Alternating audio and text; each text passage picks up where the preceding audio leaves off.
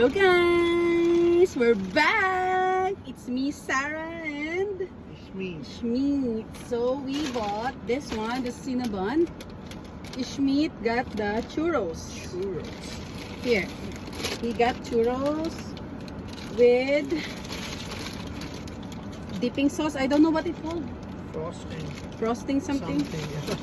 And me, I got the roll. Actually, this is not my first time to try the roll.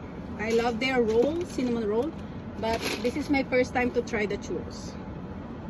So, guys, it's like that. Yummy. This is my favorite.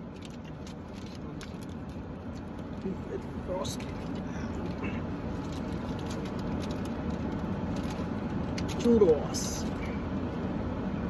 How was it? Schmeat is not a fan of cinnamon, but let's see if he will like this one. What do you think?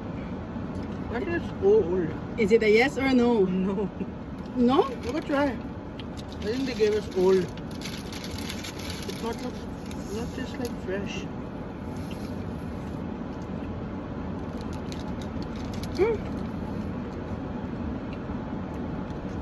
Hard. Yeah, I don't know why. Tastes like old.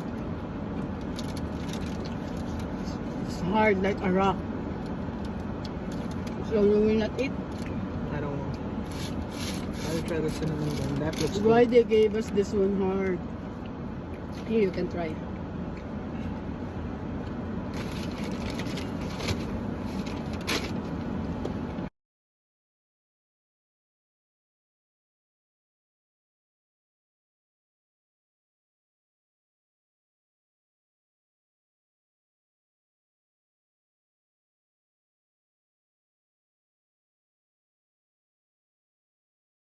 Guys, we finished.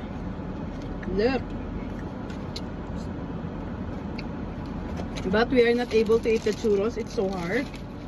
And for Schmeat, he's not a fan of a cinnamon. But how was it? Yeah, it's good. How was it? It was good. You like it? Yeah. So you will eat now cinnamon, Yeah. but only those brand. Yeah. Yeah, he's not a fan of a cinnamon flavor. Any cinnamon flavor cake or whatever, he don't like it.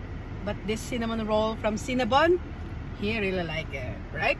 Yeah. Eat last bite. Yum yum yum.